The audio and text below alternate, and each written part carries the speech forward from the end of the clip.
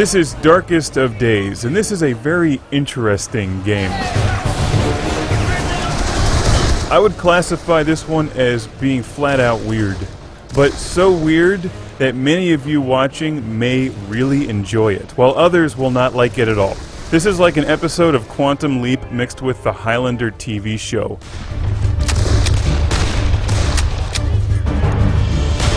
You're fighting alongside Custer at Custer's last stand. Somebody whisks you away to the future, then sends you back to the past where you're fighting in the Civil War, searching for somebody who needs rescued from battle, at which point you're then sent to the front lines of World War I, and so forth. You're an agent for this chronotech organization where your primary objective in life is not to mess with history, yet the first thing they do is give you a machine gun and tell you to even the odds at the Battle of Antietam.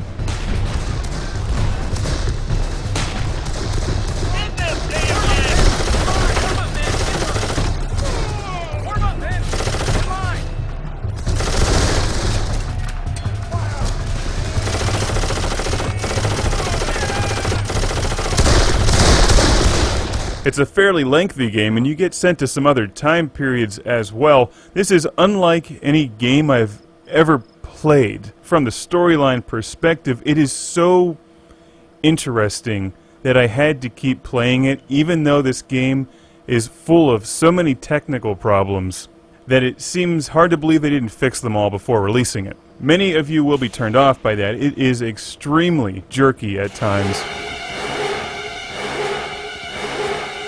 And at one point I even got stuck behind a fence and it saved my game there because I went the wrong direction, which was infuriating, but I had to keep playing because I was just so interested to see where this game went. It's so bizarre. Dexter, I've just reviewed your mission report. I can't believe this. A direct intervention by unknowns trying to change history? If technical problems, jerkiness, and some glitches don't bother you all that much, you just want to play through an interesting game, give this one a rent. Or pick it up. It may take you a while to play it. You can earn achievement points by punching out a horse. I'm not making that up. I've tried to do it several times in the game and so far just got run over each time. But I want to punch out a horse. In the game, not in real life. I don't have anything against horses, although I do want to punch out a giraffe. I think their big claim to fame with this one is that there's just more people on screen than you've ever seen at once in battle, all fighting against you. But the AI is just horrendous, so you have a lot of people out there running around doing things, but they're like running into rocks and aiming the wrong direction. But there's other parts of the game where you're surrounded by enemies who are attacking you over and over again with cavalry and soldiers, and you have to fight your way out with a musket. And it's an unbalanced game. At times it's really cool, at other times you just want to throw it against the wall. The guys with blue auras on the battlefield are important to history, so you can't kill them. You can shoot them in the legs or something. Wounding them and allowing them to be trampled by a horse later is totally acceptable. Maybe that happened anyway. I like the fact they imply that everybody else out there is not important to history except the people with blue auras. These are the chasers. They're like superballs of future death. They don't actually kill somebody, they just get them out of your way so you don't accidentally kill them. And nobody else around you even notices that you're doing this. I think the other soldiers in the Civil War might have noticed if you walked out onto the battlefield with a futuristic machine gun.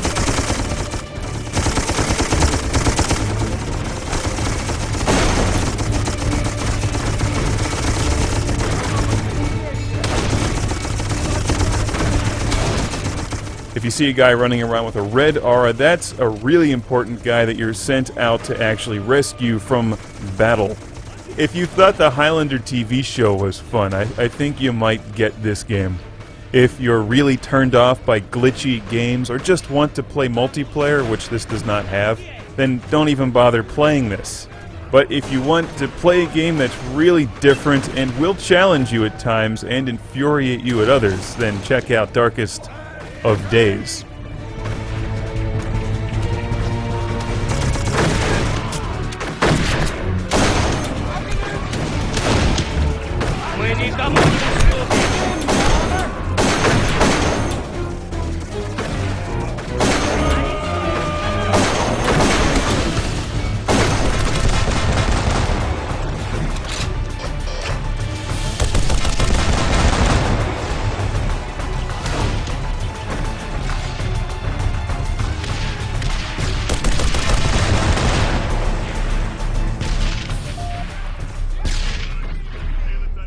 I'll tell you in advance, it is frequently difficult to figure out what it is you're actually supposed to do or where you're supposed to go. One of the tricks is follow the paths. It may seem like running around the woods and through the grass actually works pretty well at times, which it does. You can get through some battles just by running through them as fast as possible. But then you'll run into an invisible wall and get stuck there in the middle of a field or a small hill. The only thing stopping you from running around the woods is the fact that they're stopping you from running around the woods. Very bizarre game. I wonder if this one is destined to be a cult classic just because it's so out there. If it looks interesting to you, it's interesting. Maybe you want to give it a shot. We're watching the Xbox 360 version. This is also on PC. Darkest of Days. Thank goodness you came just in time.